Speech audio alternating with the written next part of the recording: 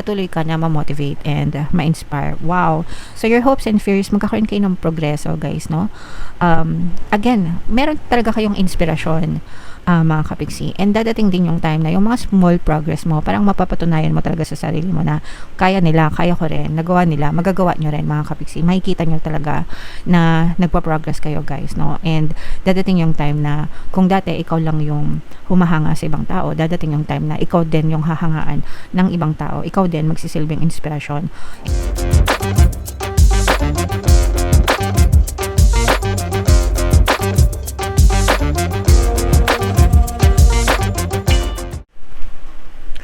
Hello guys, hello Taurus, welcome back to Pinay Pixie Tarot.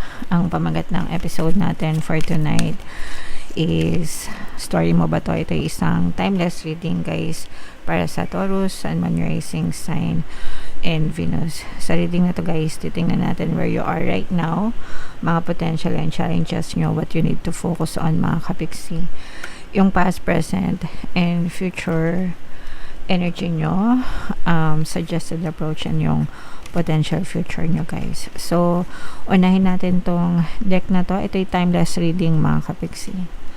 Ito yung mga angel messages para sa inyo guys. So ito guys, meron kayong unfinished symphony. Ibig sabihin nito mga unfinished business guys, no? Mga unresolved issues.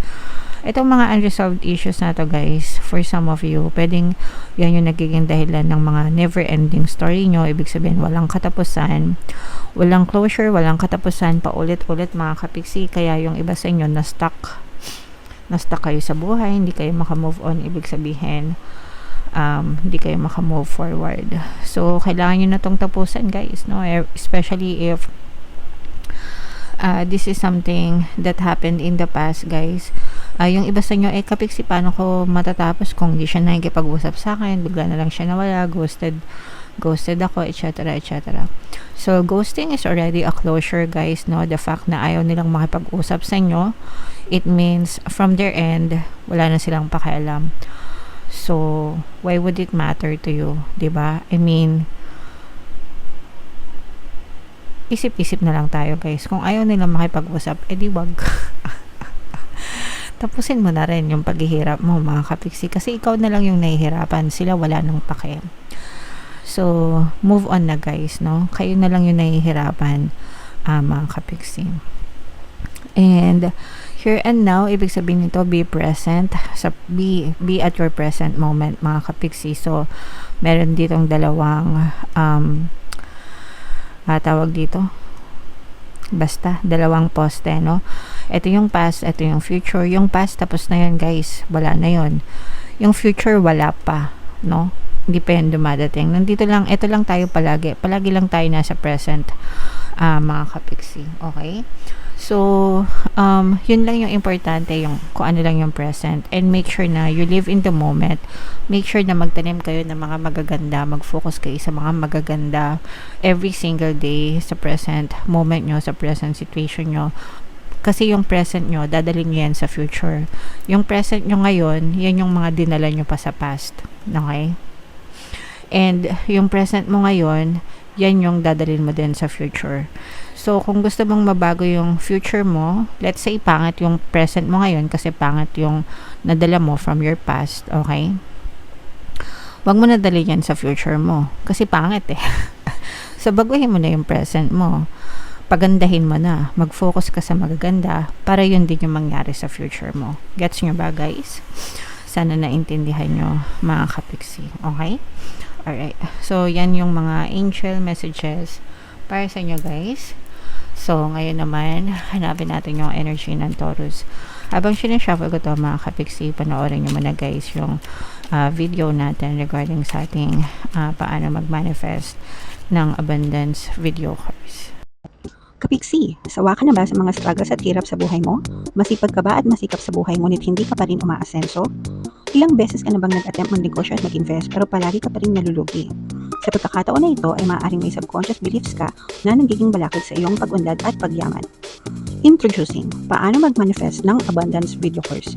Dito ay matututunan mong ma-overcome ang mga balakid mo para tuluyan ka ng umunlad, umasenso, sumagana, maging matagumpay, successful at maswerte sa iyong kabuhayan, pera, trabaho, negosyo, salapi at kaperahan ng bonggang-bongga. Dali! Mag-send na ng email sa pinoypixie@gmail.com at simulan na ang iyong pagyaman ngayon. Alright, so sa lahat ng gusto mag-avail ng course guys, meron tayong paano mag-manifest ng abundance video course, paano mawala ang third party at magkaroon ng harmonious na relationship, paano pabalikin si ex or vice breakup. Sa mga interesado guys, mag-send lang kayo ng email sa pinoypixie@gmail.com. And sa mga naghanap guys ng pampaswerte na lucky charms or lucky bracelet, Aventurin, tsaka Citrine yung recommended ko guys. Ito, may makikita kayong mga link sa description box. So, Taurus, kayo ay na-represent ng King of Pens sa ating spread. Latag natin yung spread nyo, guys. Ay, kung ano lang pala yung makaresonate, take that message. So, Taurus, ito guys, no, where you are right now. Ito guys, maraming opportunities na dumadating sa inyo. At saka marami kayong gustong gawin, no? Marami kayong gustong gawin sa buhay nyo. Yung iba sa inyo parang hindi nyo alam kung ano yung uunahin nyo, mga kapiksi. Well, it's okay na gawin natin lahat ng gusto natin gawin, pero kailangan meron din kayong plano kung ano yung ipa-prioritize nyo, kasi minsan kapag masyado kayo maraming ginagawa, kalat-kalat yung energy nyo, kalat-kalat yung attention, no? Yung energy, maraming ang aagaw ng attention, so ang siste, hindi siya nagiging stable. So make sure, para sa akin, no, mas maganda yung mag-focus ka muna sa isa, palakasin mo, palaguin mo, kapag okay na, move on ka dun sa next na kung anong gusto mong gawin, okay? But yeah, so for some of you guys, maraming opportunity. Parang ayaw nyong sayangan yung mga oportunidad na dumadating sa inyo right now, Taurus. And yung mga potential and challenge, ito yung potential.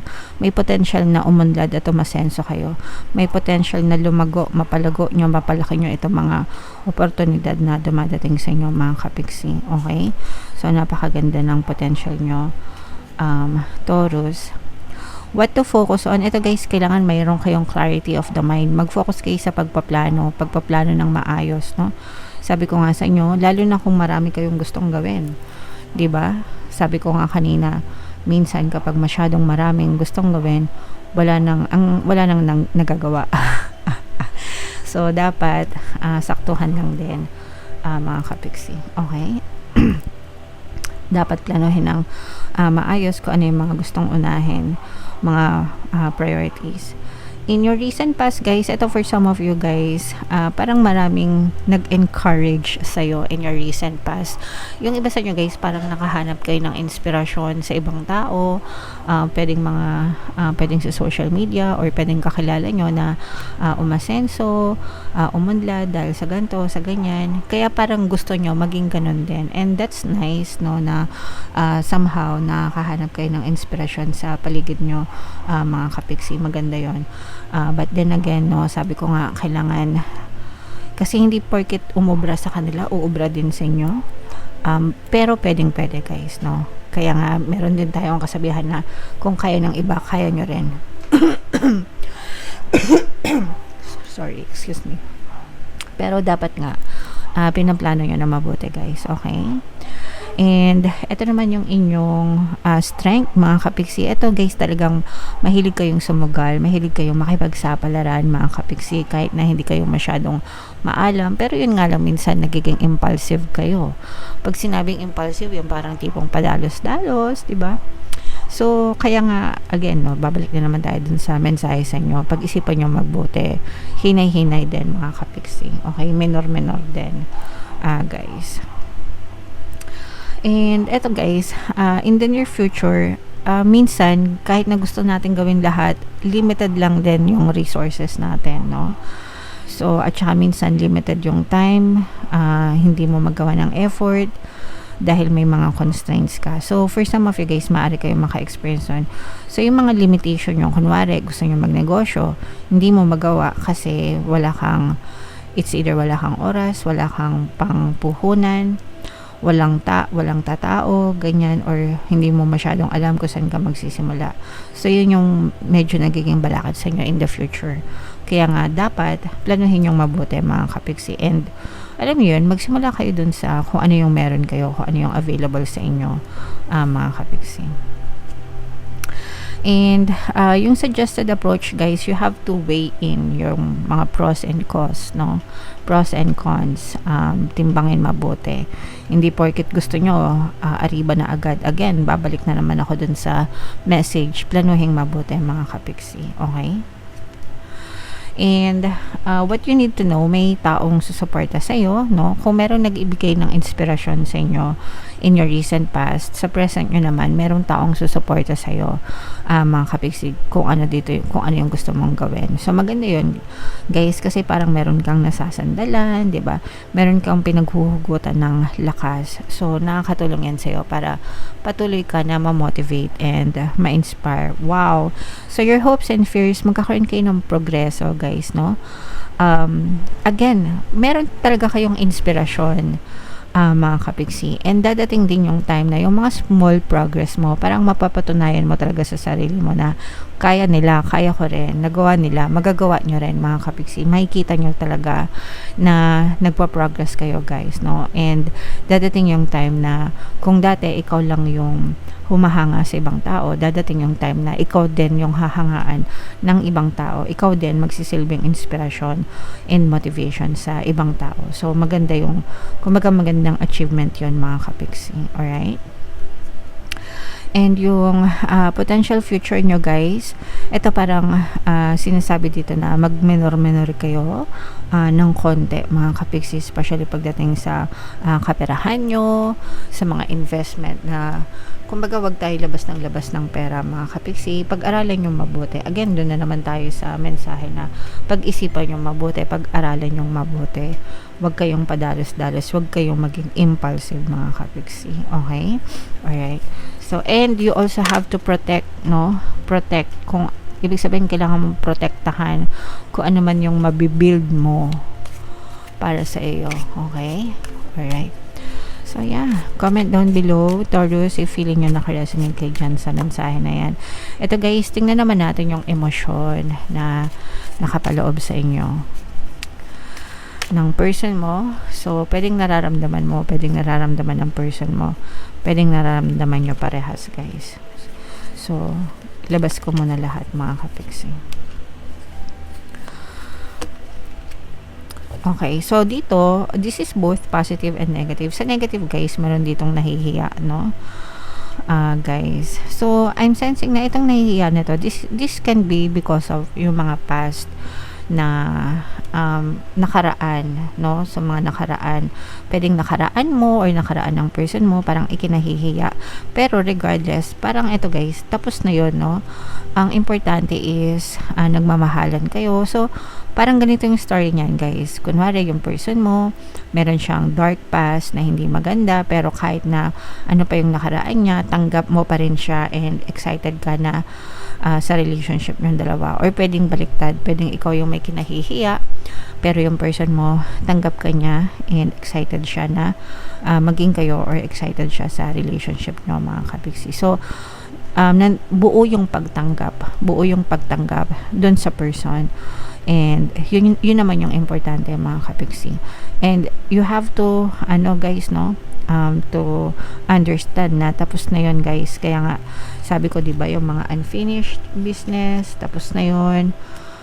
Sometimes nagiging never-ending story na lang siya kapag paulit-ulit yung binabalikan. So, you have to be present, diba? In the present moment. So, ito na yung present nyo, guys. Tanggap kayo no matter what. So, itong kinahihiya nyo, kalimutan nyo na kasi it's already in the past, guys. Okay? Alright. So, yan yung mga messages para sa inyo, Taurus. Comment down below if nakaresonate kayo, mga kapiksi. Okay? Ito yung ating 2026 kapalaran, guys. Ito naman yung ating success stories ng paano mag-manifest ng abundance video course. Click here to subscribe, guys. Thank you for liking, sharing, and subscribing. See you next time. I love you all. Have a nice day. Bye-bye.